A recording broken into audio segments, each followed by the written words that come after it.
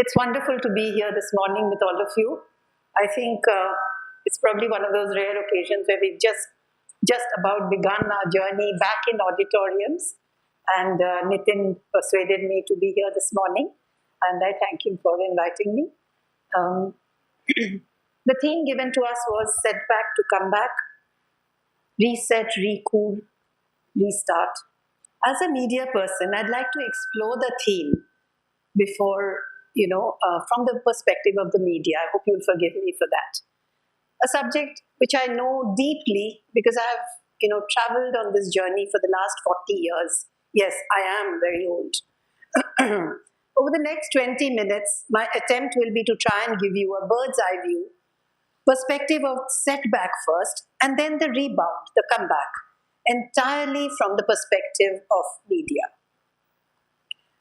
So there's the bad news first, and sorry, there's plenty of it coming your way this morning. No offense is meant for civil society, which is you.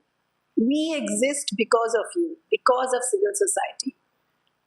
We go into the field knowing that you are supporting us, and that is why we face bullets, knowing that you are supporting us. So please keep that in mind.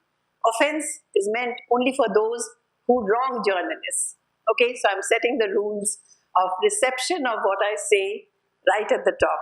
An archaic law on sedition, brought to India by the colonial regime of Britain in 1870, which British people have junked in their parliament, thrown out of their law books, we are still hanging on to, just to use as an albatross around the neck of journalists.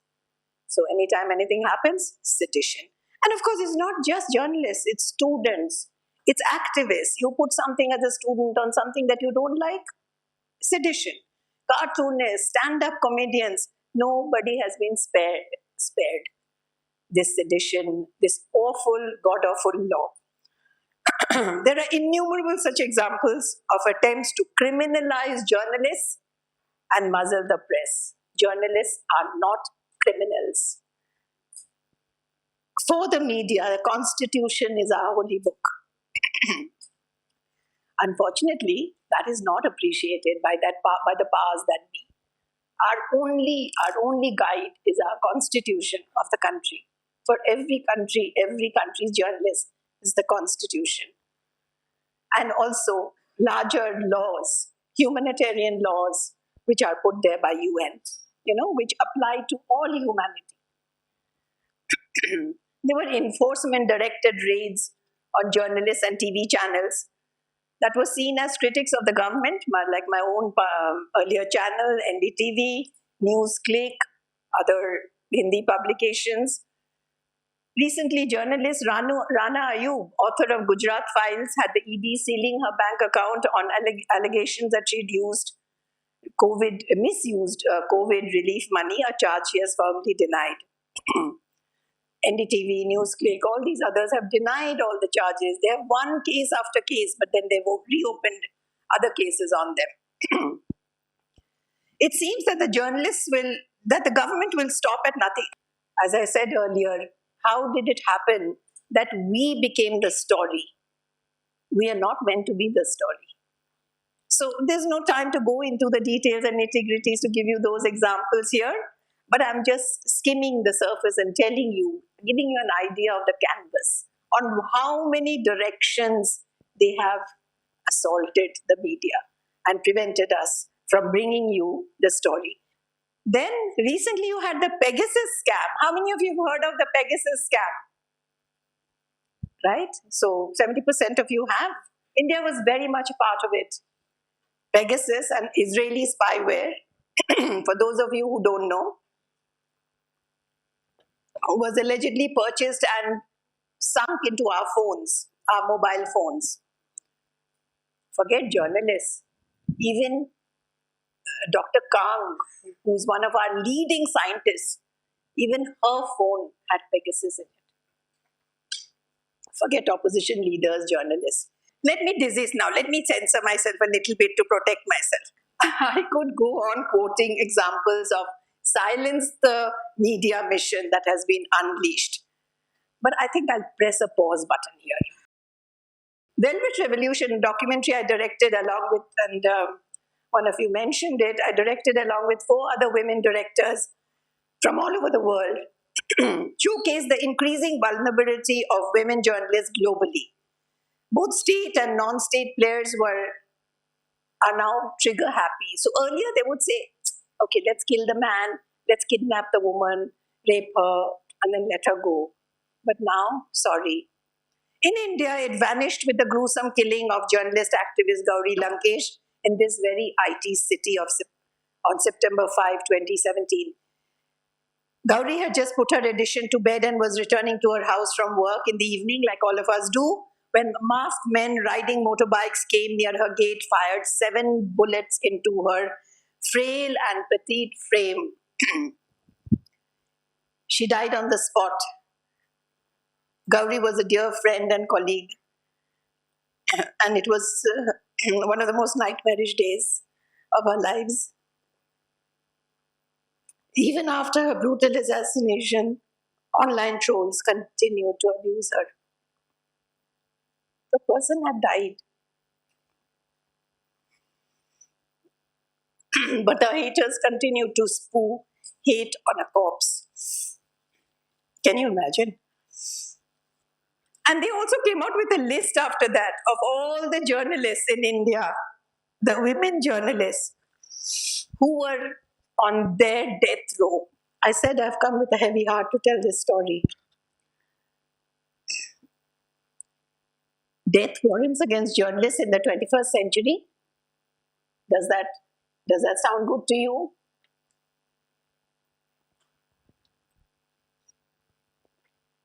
Should we, as journalists, also start carrying guns in our bag? Or should we be carrying our notebook, our paper, our pen, our iPad, our mobile, camera when we were in television? What should we be carrying? Online trolling and misogyny is a subject of focus all over. Remember, it's not only in India. Women journalists are subject to what the United Nations calls a double attack. They're threatened in person and online. Rape, kidnap threats, death threats have become a daily diet of social media of women journalists. A Philippine journalist in Velvet Revolution says, every morning I eat threats for breakfast. How does that sound to you? Does it sound fair? Women journalists' photographs have been morphed with the bodies of porn artists and their telephone numbers put up there. The recent Sulli deals and bully by apps that had put women journalists and activists up for auction was another new low in digital crime in India in recent time against journalists and activists. It's unbelievable how our young people are using their talent instead of coming out with startups on apps and, wowing the world. They are shaming us with doing things like this. These should be curricula in colleges, to teach the youngsters what not to do. I have personally, I confess, stayed off social media, Facebook, Twitter. I could do it because I no longer work, for any organization. So I'm a free bird. Otherwise, the journalists now do not have an option. They have to tweet their story. They have to be on Twitter 24/7, and they also have to eat these threats for breakfast, dinner, and lunch. So I stayed off it because I just couldn't take the thought of having rape threats every morning. I need some peace, I can't, rape, kidnap.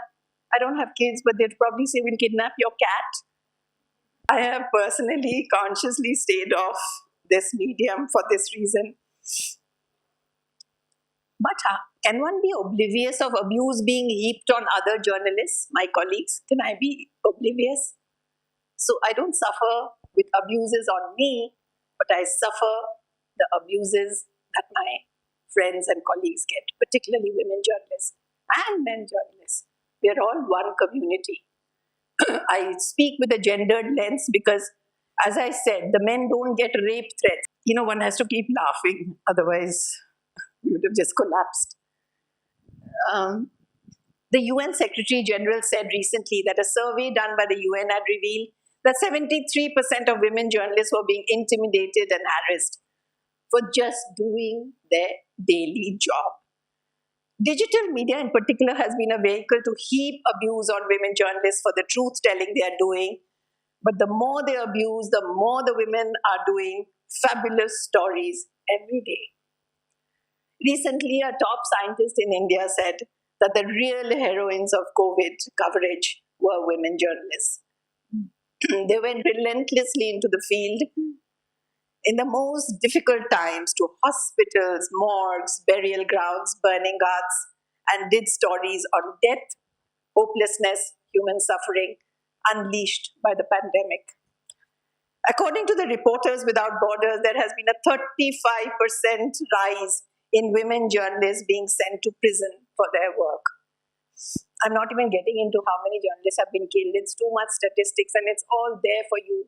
I'm hoping to ignite an interest in the subject for you, so then you go, all you have to do is go to Reporters Without Borders, go country by country and see how many journalists have been killed. I'm sorry, at this point I have to say, civil society has failed us. You have not stood by us the way you should have. So has this form of intimidation never happened before, you may ask? And that's a very legitimate question. Is the first time now in the last 10 years we are facing? Not at all. Indian media sprang from Mahatma Gandhi's magazine, Harijan, Young India, which challenged the British, right? And we know that the British opposed all that writing. Then in independent India in mid-70s, we had Indira Gandhi imposing the emergency, and several editors and journalists, along with political functionaries, had to go underground. The media was censored brutally. The Indian Express editor-in-chief, I was so privileged to have known him, wonderful man with a spine, Sri Mulgaonkar, brought out this legendary blank edit page in protest. The whole of Indian Express was a blank page to protest against the censorship. BJP leader L.K. Advani is reported to have said, but many just went with it. They were too scared of Mrs. Gandhi. And L.K. Advani is reported to have said, they were asked to bend and they crawled. Shame. Mrs. Gandhi paid the price of this politically as she lost the next election.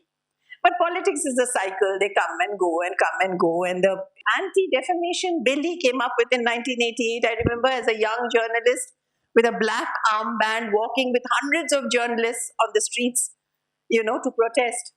Rajiv Gandhi relented and took the bill back. Governments in power will always try to control the media, but time and time again they fail. This is due to the resilience, a word that was used earlier, I think, by Viku, of the media. The resilience. And we're coming to that, entering that chapter now. Journalists, though I say it to myself, are no ordinary citizens. I don't mean to boast, but really, you have to be made of sterner stuff to want to be a good journalist who is noticed, not just any old among the thousands, who come and go and nobody even notices. They choose and enter a profession rife with risks and lack of predictability, and resilience is their mantra. If they have trained under classic editors, they will always be told that a journalist should resist pressures of censorship as if their life depended on it, as if their citizens' lives depended on it. Because why are we there? Reminding you again, because of you. So you may say, oh, it's a profession like any other. No, it's not a profession like any other. Media is the very foundation, the very fulcrum of democracy. Without a vibrant and unbiased media, you will easily slip into totalitarian regimes, which will ultimately suppress citizens for their narrow political gain. And soon you will become a banana republic, and you will not even realize when you've landed there. Look at Russia, and look at Putin, and look at what's happening in the world with the war in Ukraine. In India, let me tell you, we are teetering on the edge in many ways. And if we are not watchful, we could fall into a very dangerous chasm. So how do we reset, recoup, restart? How will the comeback happen? There is a saying that every challenge throws up an opportunity. And no one knows this phrase better than journalists and those that believe in the media. Because resilience, as I said, is our mantra. After unprecedented attacks on world media, including media in India, as I have listed out to you, the world of journalism received a shot in the arm when now I can cheer up and be more cheerful instead of my weepy self. Then the Nobel Prize authorities decided to give the Nobel Peace Prize of 2021 to Philippines journalist Maria Ressa and Russian journalist Dmitry Muratov. Ressa was facing dozens of charges. She still faces them under the Duterte regime in her country. And Muratov was an outspoken critic of Kremlin and Putin, continues to be so till today. It was after 4 decades that that journalists won the Nobel Prize again. At a time when journalists were under attack all over the world, the Nobel Prize came as a vindication to the profession that was fighting with its back to the wall. Earlier TV journalist and a very dear friend and colleague Ravish Kumar of NDTV India had received the prestigious Magsaysay Award. Prior to that, Malini Subramaniam, who had been hounded out of her house by right-wing forces, and she features in my film Velvet Revolution, was the recipient of the CPJ Courage Award given to journalists. Truth-telling by courageous journalists in the face of repressive tactics unleashed by governments and other undemocratic forces comes at a high price. But every now and then, it receives the recognition it deserves from world bodies. Despite the atmosphere of intimidation, arrests, raids, espionage, and death threats on journalists, sections of the Indian media have continued to do stellar coverage. I'm sure you agree. Publications like The Caravan promoted long-form journalism with investigative pieces, which have virtually vanished from legacy media. By legacy media, I mean the main broadsheet newspapers that we read, because they are extremely dependent on government advertising. Then there have been alternate ownership structures that have come, like Section 8 companies like The Wire and other digital websites like News Minute, The Federal, and News Laundry. Legacy media and television channels in the last couple of years have had massive retrenchments. So many hundreds of journalists have lost their jobs. These new digital spaces have opened up new opportunities for young journalists and given them a chance to dream again to be a journalist. Alternate spaces on the net have proliferated in the last decade, and none of you know it better than the youngsters. The YouTube channels, the OTT, video blogs, podcasts, written blogs. Media has been democratized under your eyes in the last 10 years. Indian Express has a very interesting podcast, 3 things. Granular analysis of major headlines of the day. Very interesting. Do tune in sometimes. I'm very loyal to my old newspaper, Indian Express, and my television channel, NDTV. My entire career was split between 2. I never hopped and did musical chairs in various. Just print was in Indian Express 9 years, and NDTV was 13 years in television, one organization. And then I said, okay, now documentary films. Anyway, there was a little deviation just to say why I keep saying Express and NDTV. I think they were the best places to have worked in and been in, and the freedom that we enjoyed. I stand here today before you talking like this, nurtured by those 2 organizations. Media has been further democratized with the mobile telephone. Any of you can now pick up your phone and live your dream and have. But there's still a catch. The government still has realized the potential of this space and wants to try to censor it, try to control it. So we already had IT rules 2021. I'll just briefly mention this and then I will end. They came up with a subsidiary IT Act to try and bring some more rules to tweak all this. They even wanted to control the OTT channels and all. But guess what? There is hope. There is always comeback. And for me, yesterday the comeback was world famous WikiLeaks fame Julian Assange. He got married in a high security prison in UK. I happened to have met Assange in Berkeley when I was teaching at the J School. He had come there for a lecture. And I later wrote a piece. He did his WikiLeaks exposés immediately after that. I met him in April, and by June he'd come up with the Iraq logs. And he had told me, and I wrote a piece on him in which he had told me, let's bear those bastards. A famous journalist in his wedding toast said, "Truth terrifies those in power." It was his tribute to Assange for his truth telling. Truth telling must be a journalist's holy grail. That and that alone will be the forever mantra for reset, recoup, restart button for the media. Thank you so much for your patience.